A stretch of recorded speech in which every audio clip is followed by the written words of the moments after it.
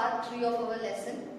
In the previous part 2, just to recall what we have learned, that Harshvardhan's reign, मतलब कि हर्षवर्धन कैसे rule करता था, how Harshvardhan administered his whole empire, कैसे पूरे संभालता था अपना empire, and personally कैसे जाके हर एक supervise करता था. Okay, so now next also one more thing we have learned in the previous video of Nalanda University, which was very famous when Harshvardhan was ruling.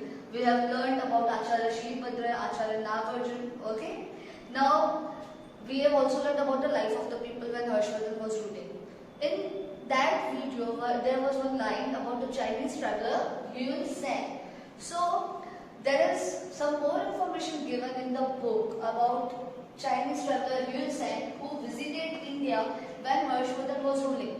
जब हर्षवर्धन रूल कर रहे थे तो चाइनीज ट्रैवलर वो यहाँ इंडिया में विजिट के लिए आए थे, ट्रैवल के लिए आए थे. Okay, so Yun Sen, Chinese traveler, was born in 629 CE and died at 645 CE.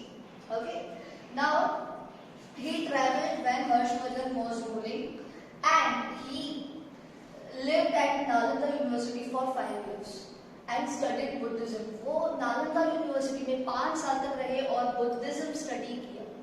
So that's why we can say कि उनको बुद्धिज्म की बहुत अच्छी नॉलेज थी.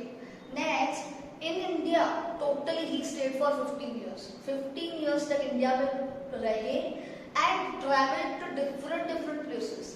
अलग-अलग places पे travel किया. Next point, describe the social, political and religious condition.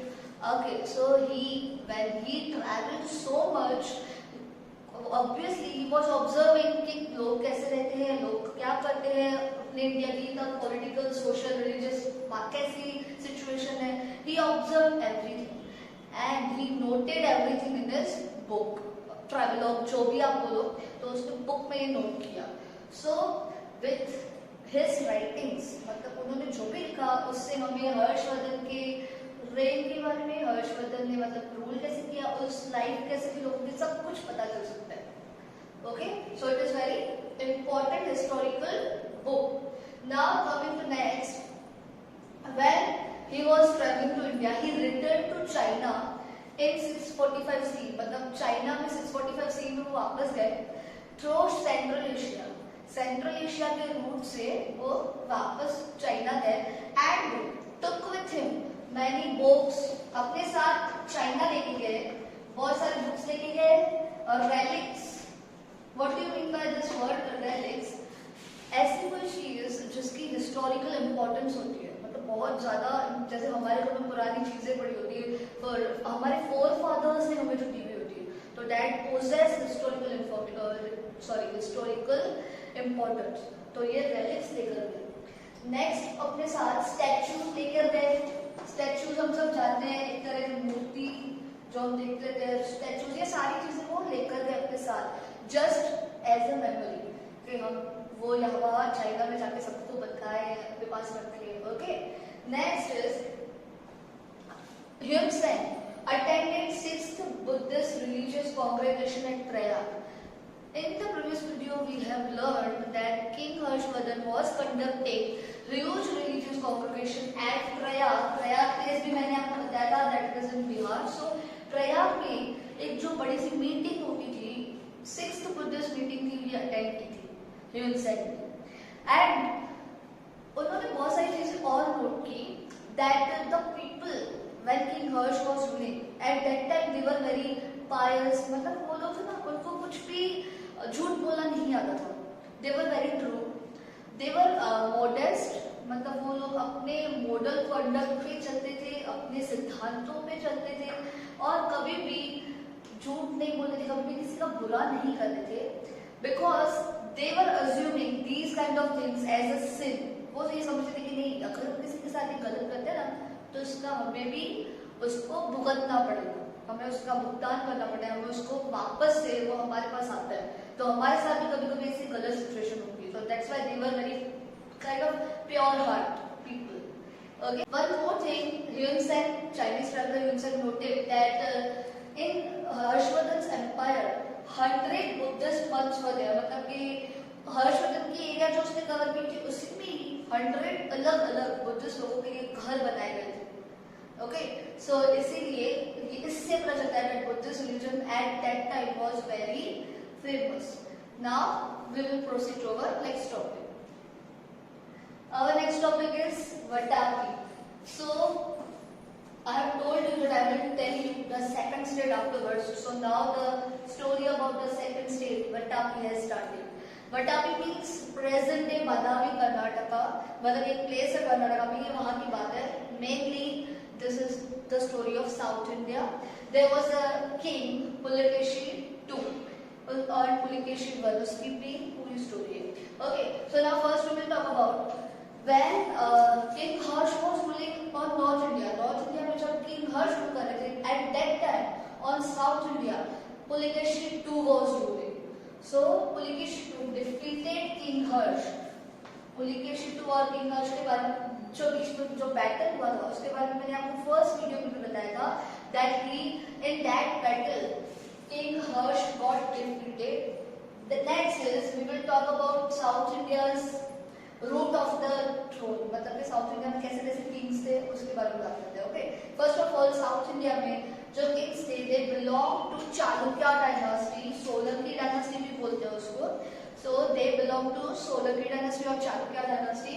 Starting of this dynasty was by Pulakeshi I. Okay, तो इनको इसको पूरे राज्य को किंग पहले जो किंग बना था इनका वो था पुलिकेशी I. ही डिड अश्वमेध यज्ञ. अश्वमेध यज्ञ यू नो वेरी वेल कैसे होता है. नाउअडेज आपने तो रामायण भी देखा है. ओके, सो अश्वमेध यज्ञ मींस जो एक हॉर्स को छोड़ देते हैं और वो पूरी टेरिटरीज को अपने कवर कर देता है. अश्वमेध यज्ञ के बाद जो राजा बन गए when Pulakeshi I was there, उनके फ्लैग पे वराह अवतार का सिंबल था. वराह अवतार का सिंबल आप देख सकते हो, मैंने पिक्चर डाली है. Okay, so Varaha avatar symbol was there on this flag. हर एक किंग का अपना सिंबल होता था. Pulakeshi I when he died, his son Kirtivarman ascended the throne. वो राजा की गद्दी पे बैठे और अब कीर्तिवर्मन बहुत अच्छे से राज करने लगे. But after that Kirtivarman died, उनका जो ब्रदर है मंगलेश, मतलब कि the second son Mangalesh came to be throned as the king. तो मंगलेश को राजा बना दिया. अब मंगलेश के बारे में जो दिया गया यहाँ पे that Mangalesh build the grand Vishnu temple at Vatapi. King Mangalesh ने बहुत ही बड़ा एक वटापी में टेम्पल बनाया था of lord Vishnu. Now when king Mangalesh died, then Pulikeshi II came to be regarded as the king of Vatapi. अब पुलिकेशी II को किंग बनाया जाता है वटापी का.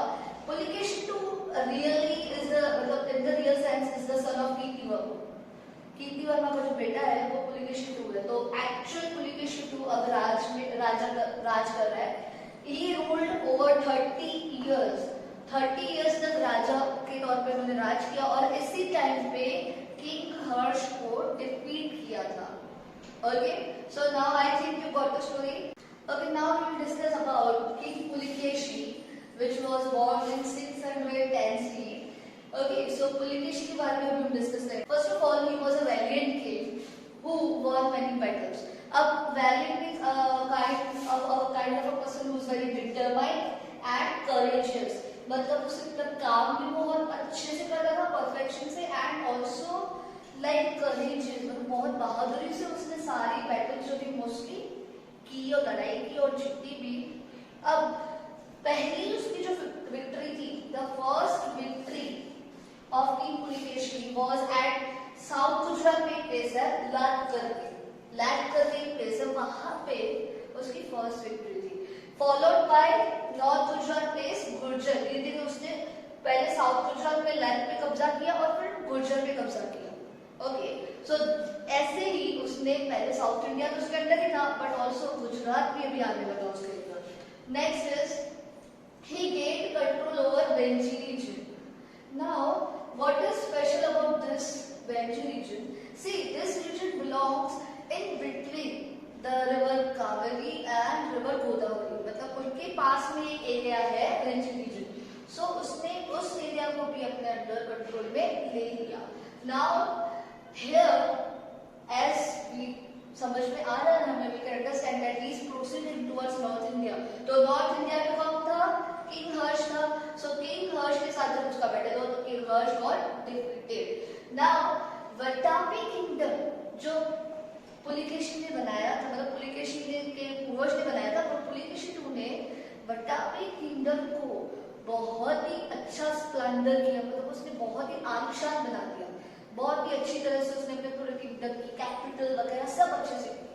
Now one more point is here that Pulikeshi was not only a great warrior but also a lover of arts. Now, as we all know that kings जो भी होते थे उनकी और भी बहुत सारी हॉबीज होती थी.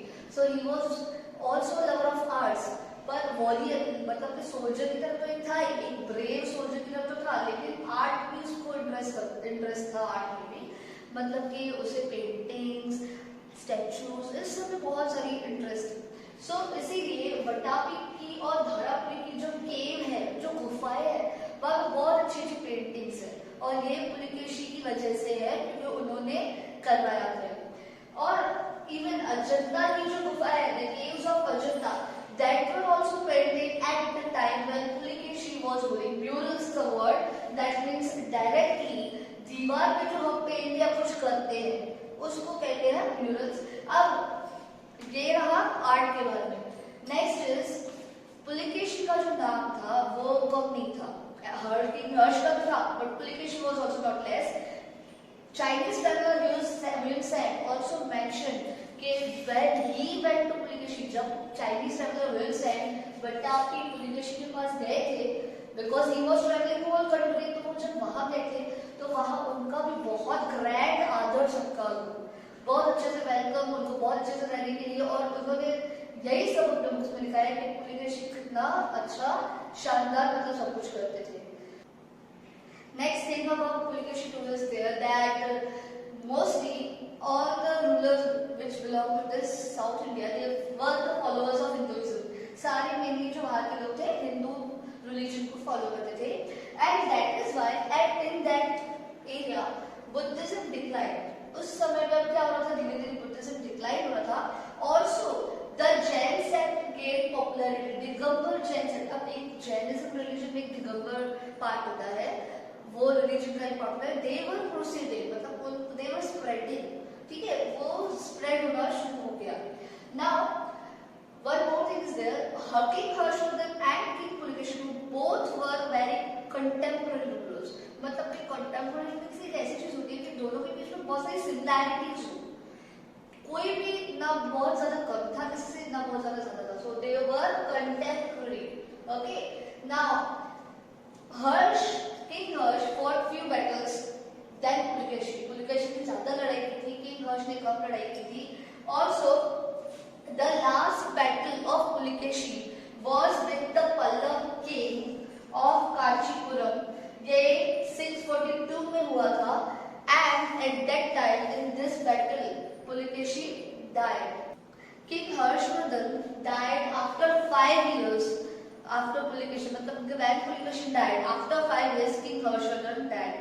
So we are at the end of this chapter. I hope you understood the chapter very well. Go through all the videos and try to solve the PDF assignments which we are sharing with you on WhatsApp. Thank you and have a nice day.